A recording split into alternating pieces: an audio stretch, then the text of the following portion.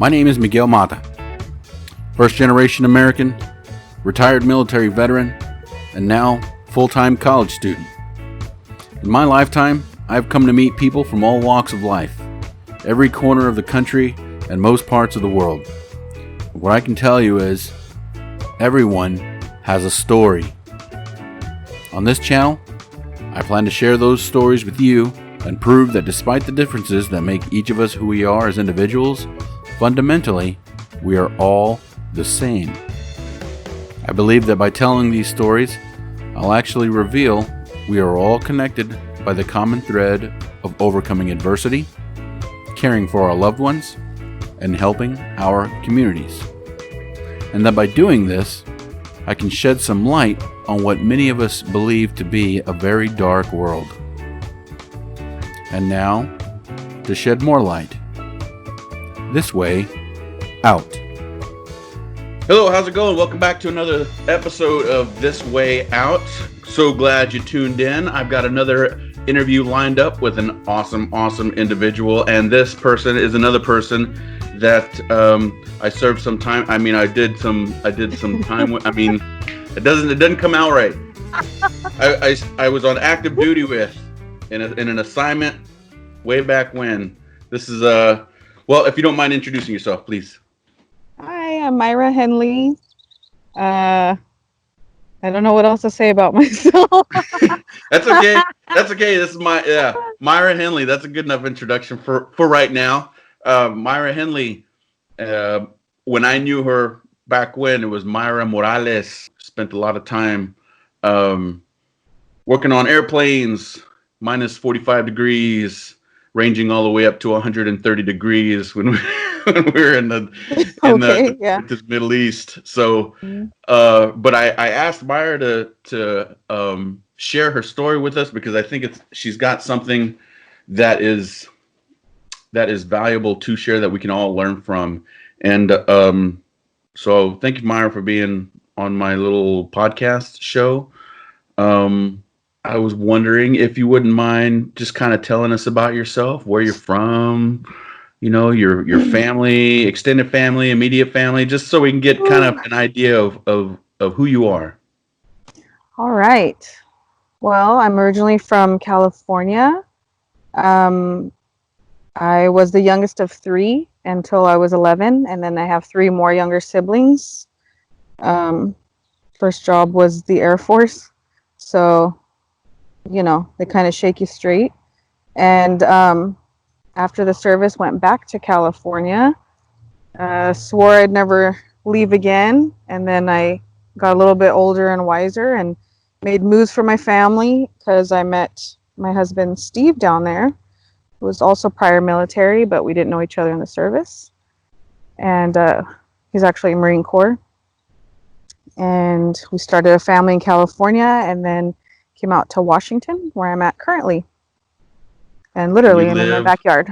Yeah, and you live on a nice little piece of property, nice little farm you guys got there. Maybe we'll get into that a little bit later because I think it's awesome. Mayra, whenever we parted ways in Grand Forks, I don't remember when you left exactly. What year did you leave anyway? 2006. Wow, 2006, long time, a little while back. I know. I'm like 2006. So I remember when you were getting out, you were deciding to get out, right? And I don't know if you remember us having this conversation. I remember us having a conversation that kind of went like this. Like, I wanted to convince you to stay in, but I couldn't with a clean conscience say you should stick around because it has so many benefits, which it did, but it was going to get a lot worse than it was going to get better. And you were like, you were probably one of the first people where I stopped kind of selling the company line, and I was like, you do whatever you feel is right for you. I just remember having kind of a conversation like that with you. I don't know if you remember that, but I was like, there are a lot of benefits to sticking around, but you do whatever you feel comfortable doing. Yeah, I think I had that, when someone's going to get out, like a lot of folks have that conversation, especially from the guys that have been in there for longer than one term, you know.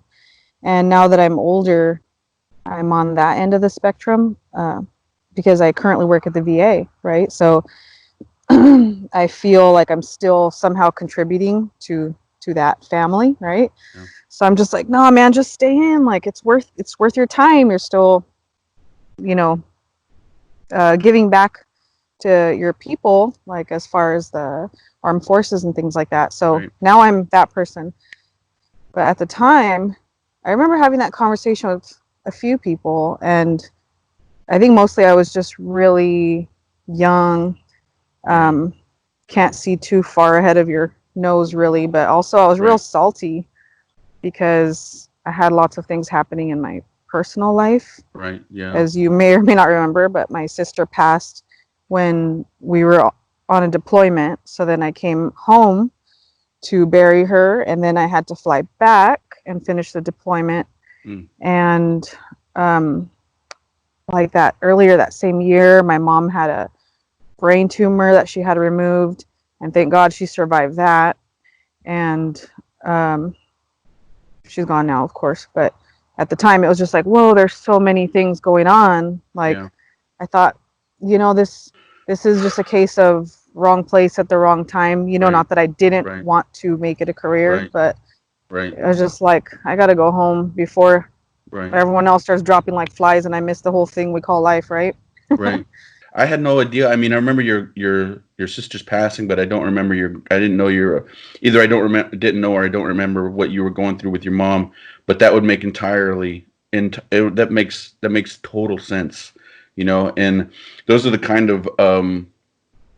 Well, I mean, you hear it all the time, but those are the kind of sacrifices that service members face. You know, whenever they're active duty, is that Mm. there's not a whole lot of flexibility when it comes to trying to stay connected with your family.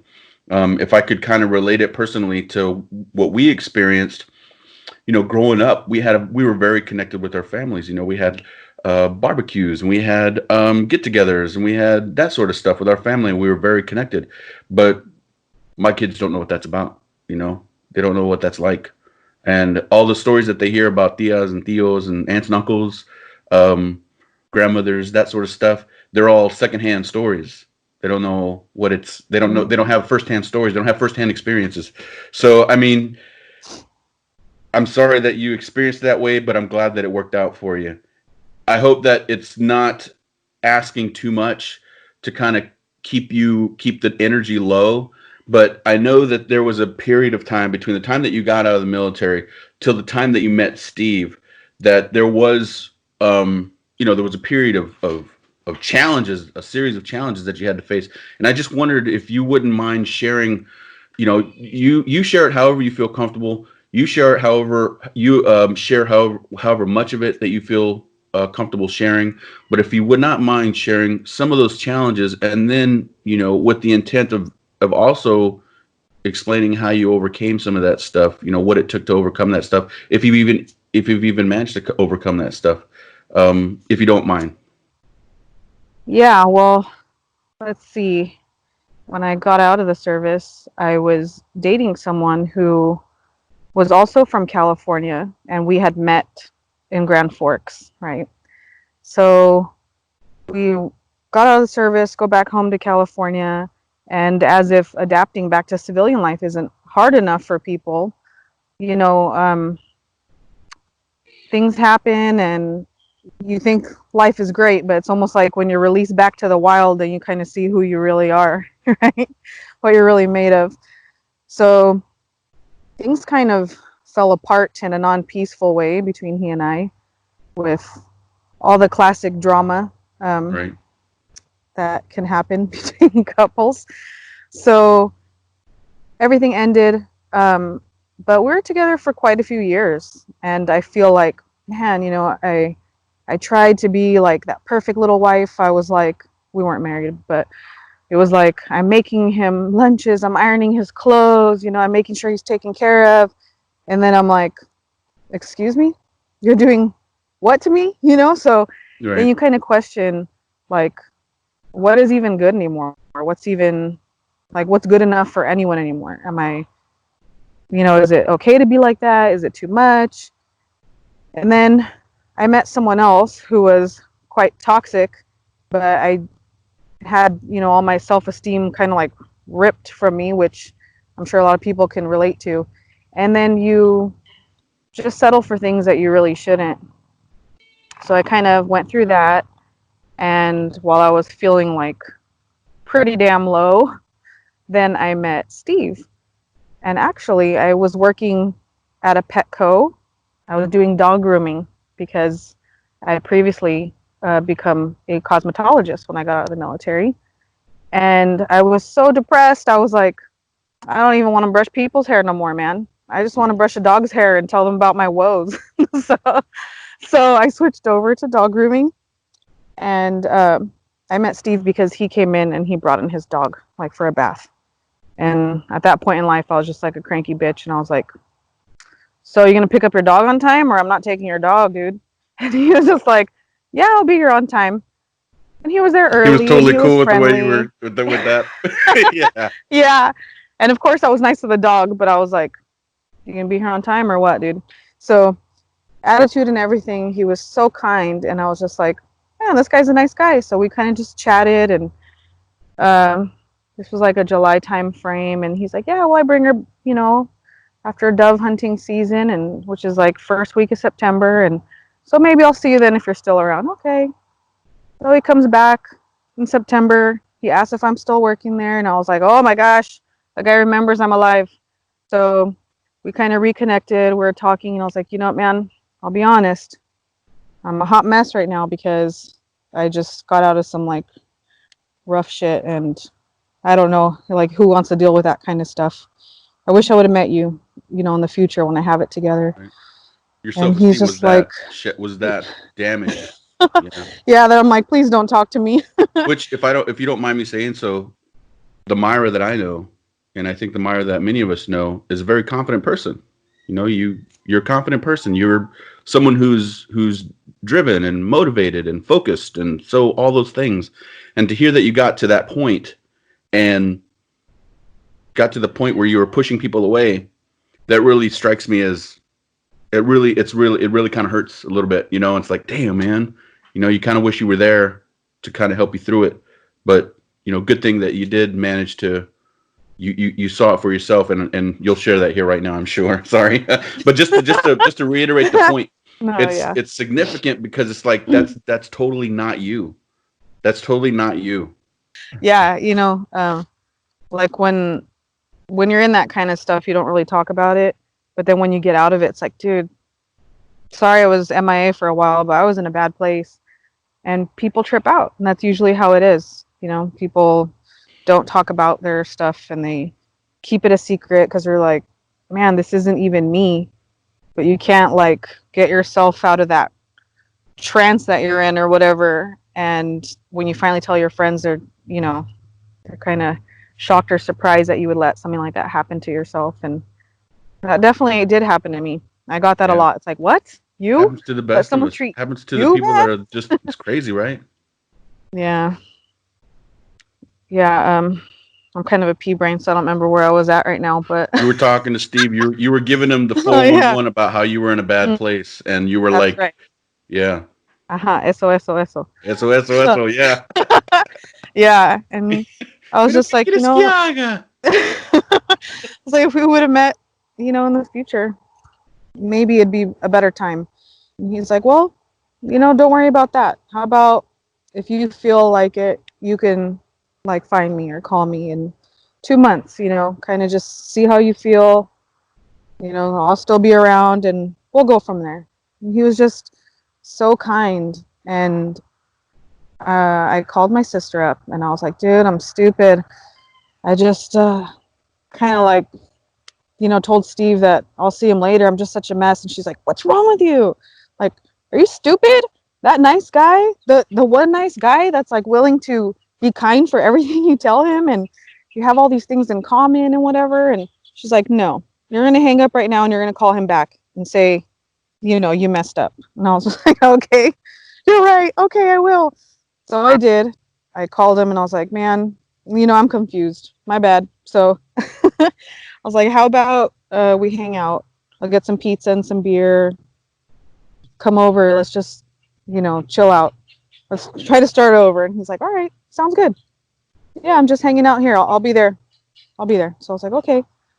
And that's Steve in a nutshell, man. He's so kind. He's so understanding. And he wasn't just like that in the beginning. Like, he's still like that now. And the rest is history. Here we are. Well, congratulations. Congratulations, Thanks. Mayra. Thanks. I'm happy for you. I'm happy Yeah. for you. Well, you know what? Since we're on that subject and talking about your guys' relationship and stuff, how did you guys end up in Washington? Well, he was doing some like purchasing, planning, and stuff for a company. It's like a machine shop down in Orange County, and they were like in relations with another company that's out here in Idaho, which is right next door to where we're at. And they're looking for a plant manager. So he said he didn't want to look like he stole them, but he kind of did. So anyway, he was like, hey, man, if you ever move up that way, I really need a plant manager. And, honestly, like, I love California, but it's just so expensive and very overpopulated. So they can hike up prices and give less quality things, like less quality life, less bang for your buck down there. So we're like, let's get out of California whenever we can someday. And then that opportunity came up. So when he was offered that position, I actually looked that day on that USA Jobs just to see, right, if there was any like old vet jobs for me. And the VA had just posted an opening for what I do, which I'm an ophthalmic technician. So I work at the eye clinic. And they just posted that day. So I was like, man, this is meant to be. So put in my resume. We bought some tickets to come up here and check out the area, see what it's like, like kind of feel the vibe of the town and things like that, check out the housing. And that week that we were scheduled to be up here, the guy at the VA called and he's like, hey, can you come up for an interview maybe during this week? I was like, hell yeah. Matter of fact, I can, because I'll be there. So wow. It all fell into place. And now we're here. And now you live on a farm in Washington. How's the farming life treating you? It's good. It's good. It's a lot of work. It's not cheaper than grocery store stuff. People think like it is, but it's not. It's expensive. There's a lot of labor involved, but it's so nice to know, that you put in all that work and what you're like feeding your animals. All our stuff that we grow in our garden is organic. Right. Steve's like the guy that'll like pluck little caterpillars off of tomatoes all day and then go feed them to the chickens. So yeah, he's a workhorse.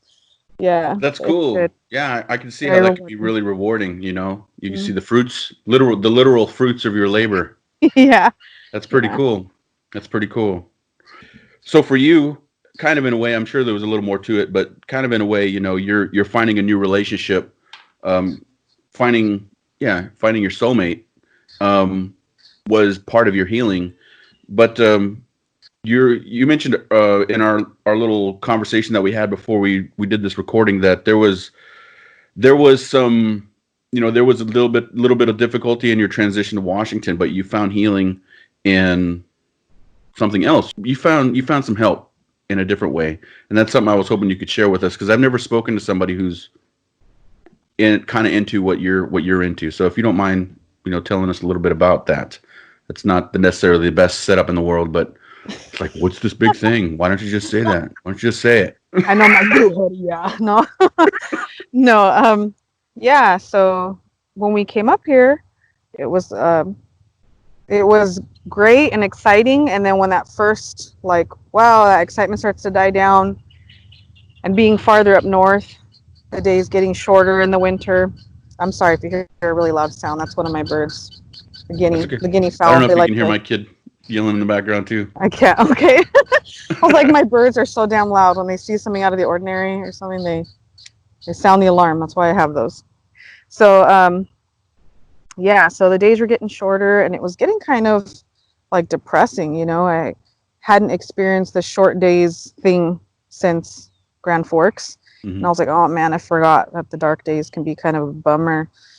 And that was shortly after we moved up here. So then I started to feel the weight of being away from my family again and just kind of being alone. You know, it's just my little family, right?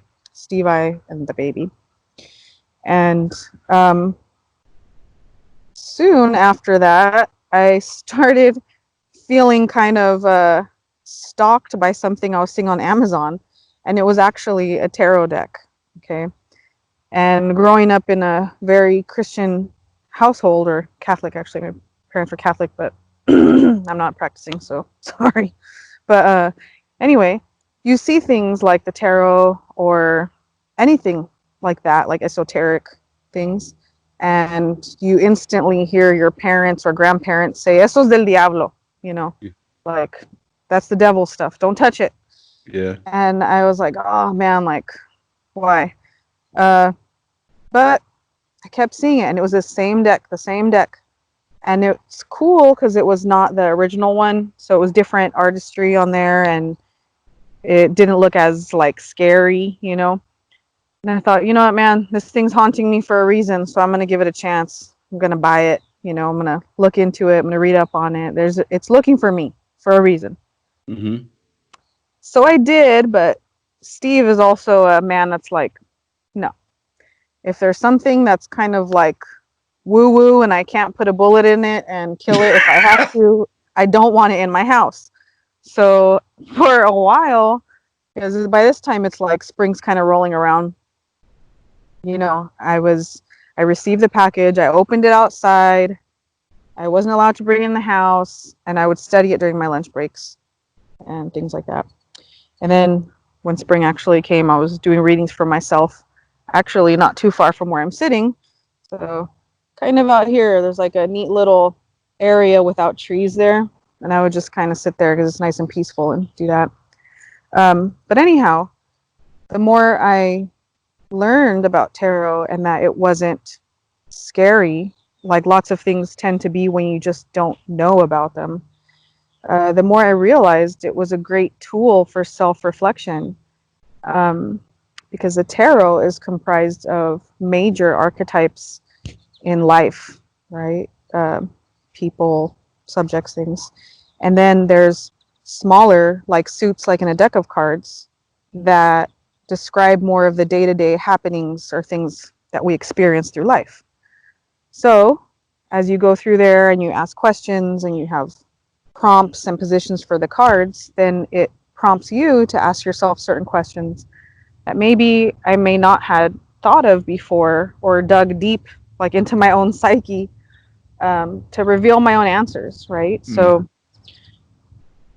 some people may believe that there's more to it as I do, um, because if you ever have a tarot reading, lots of times it's like, how do you know that? How did it know that? You know, things like that. And that's where like the magic comes in, right? Because it's unexplainable, but it's awesome. And even if you don't believe in that, hey, at least something prompted you to think about these Yeah. issues that are coming up Yeah. in your life, Yeah. right? So it's like, it's almost like I had a friend to talk to. It sounds funny, like imaginary friend, but you know, it's almost like you are talking with someone close to you that you can trust that knows you, because funny enough, how the cards would know things about me, and I was like, damn, you're right. So so it was good for me to kind of unpack things that were bothering me and see things in a different light, Yeah. and just open myself up to myself Yeah. instead of like retreating into this darker place where I was kind of going. um, so that was a really helpful tool that I found at the time, and I've been doing that for a few years now since I've been here, of course. So I like to Are you do getting that eaten for, by bugs? yeah. There's chickens coming over here because they think I have treats. Oh.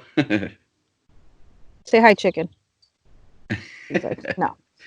But I think it's neat because it's like you said, maybe something, yeah, you're sitting alone and you're thinking over these, it's kind of like you're opening yourself up to an opportunity to think about things that you've never thought about.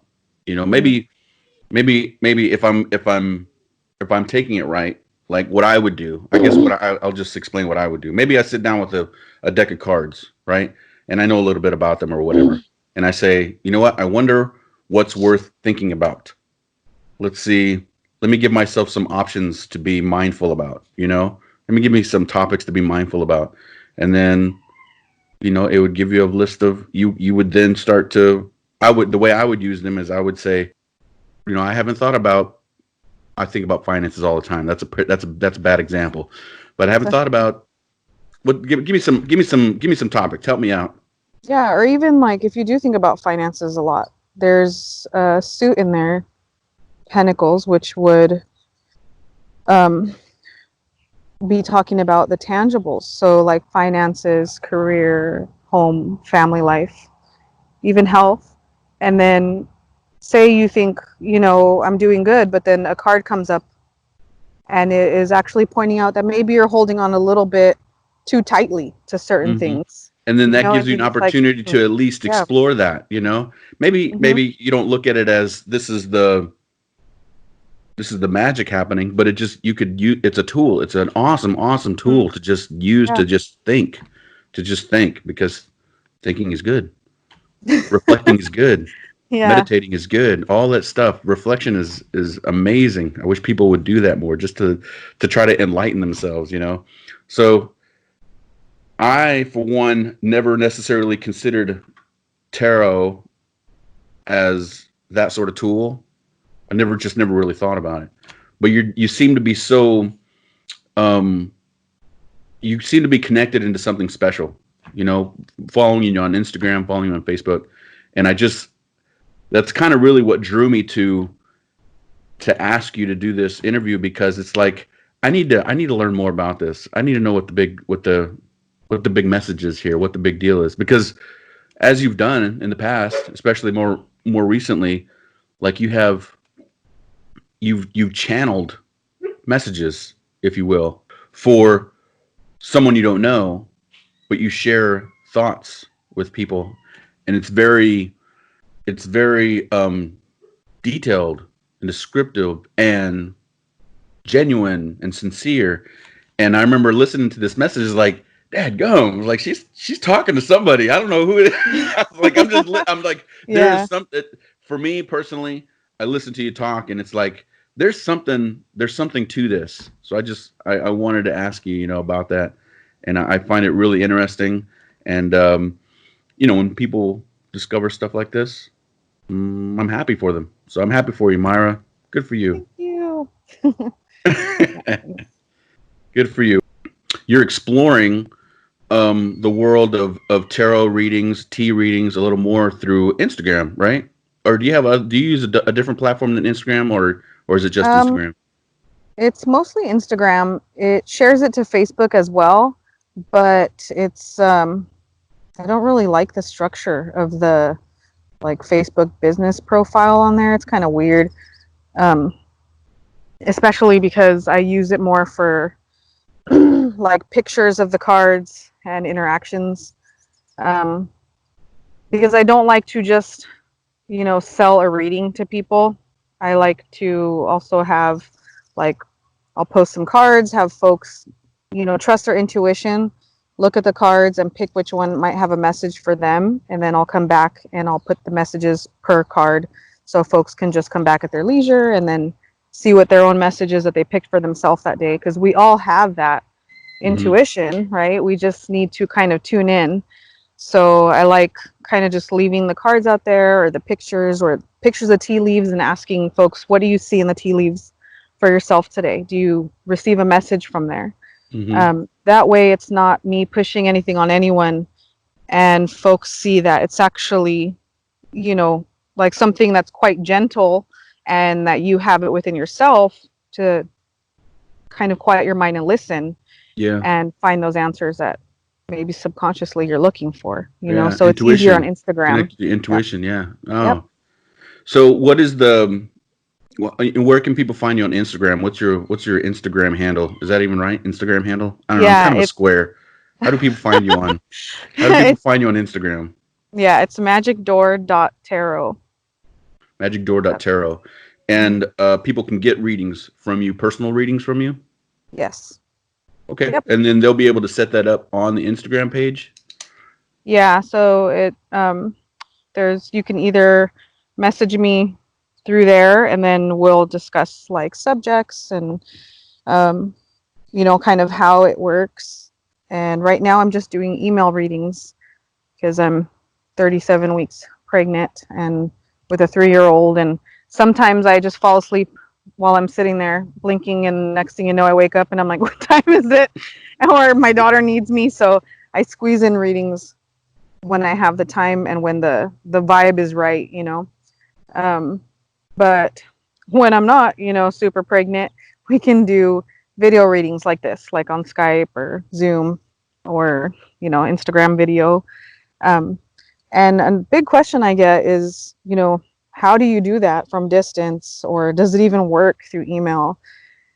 And just like how I don't understand that the cards know what the heck I need to hear, I'm not sure, you can't assume or like really be 100% on how it works, but it does. It's just like usually, for example, myself, I will either look at a picture of someone, like if it's through someone I met through Instagram, and I kind of scroll through there like some kind of weird creepo, and then I pick a picture that like where they're looking at the camera and I'm like, oh man, I can feel their vibes through there, and I just kind of tune into their energy, I guess you can say.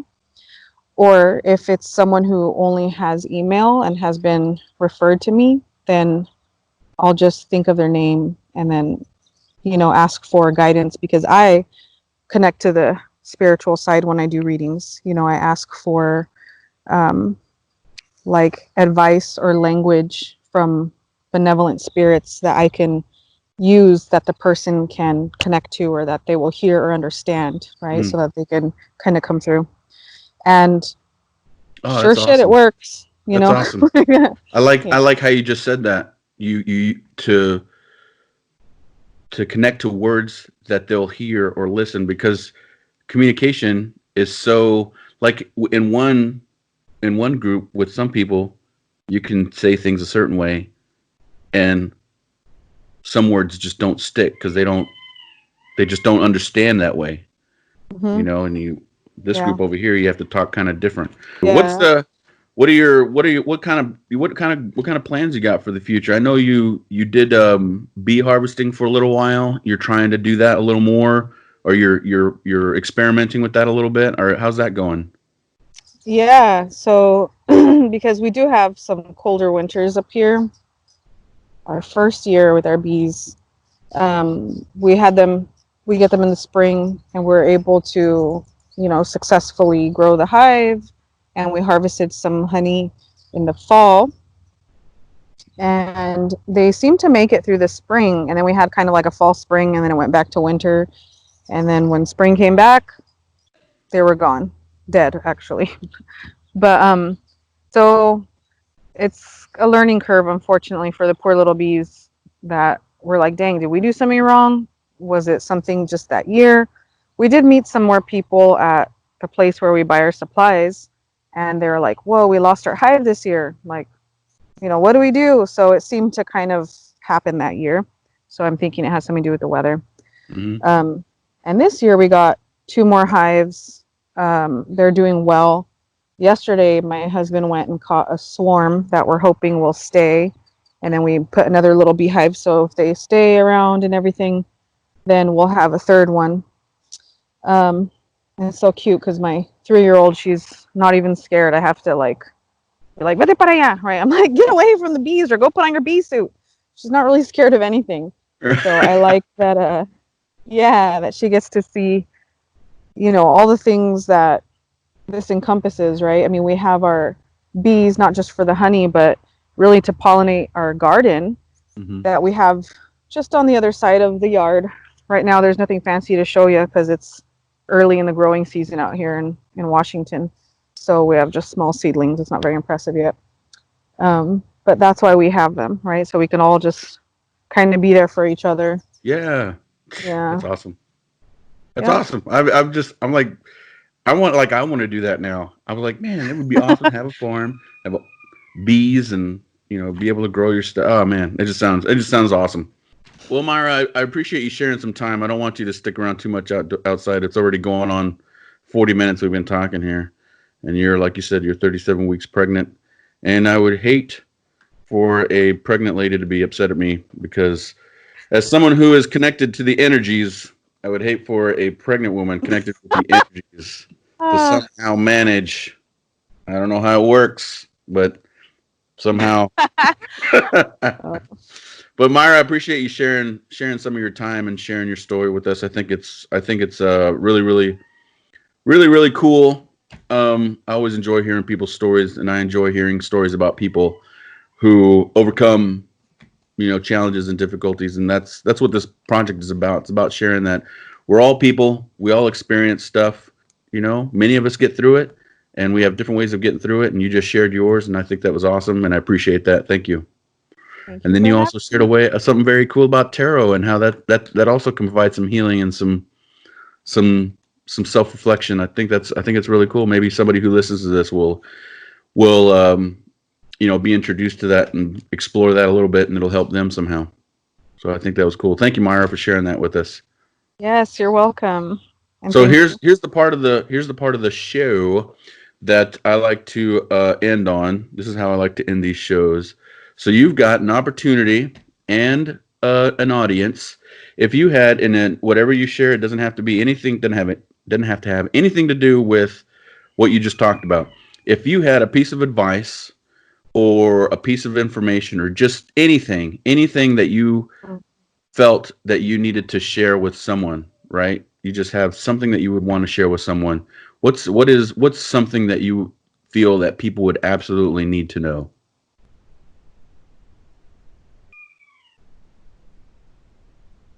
I guess I'd say that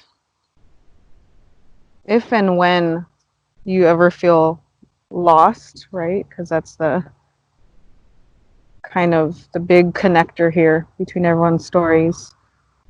To keep seeking, because if it was right there, right in front of you, like right in front of your nose, you wouldn't feel lost.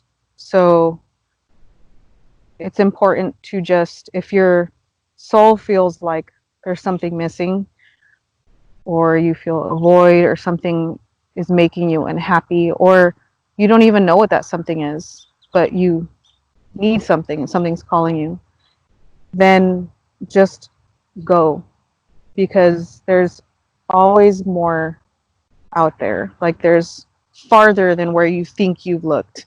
Like, there are unsearched places, and if it's not out in the physical, then just like trust yourself, trust your spirit, trust the universe and the things that are unseen, and give yourself some time and look inside, because there is something out there that will pull you out of that funk. And don't give up, because it's out there. Woo! Goosebumps. That's a great piece of advice, a great piece of information. I'm glad I recorded that because it's awesome. Thank you. All right, so that'll be this episode of This Way Out. Thank you very much for tuning in. If you like this episode and you want to see future episodes, please like, subscribe, and share with others. If someone you might think might benefit from whatever information that Mayra shared with us today. Remember, we have presence on social media on Facebook, Twitter, and Instagram. And I also write a blog, and these interviews will be posted on my website at thiswo-light.com. And once again, big thank you to Mayra Henley for sharing her time. Thank you, Mayra. Thank you for having me. Awesome. Appreciate your time, everyone. We'll talk to you again soon. God bless.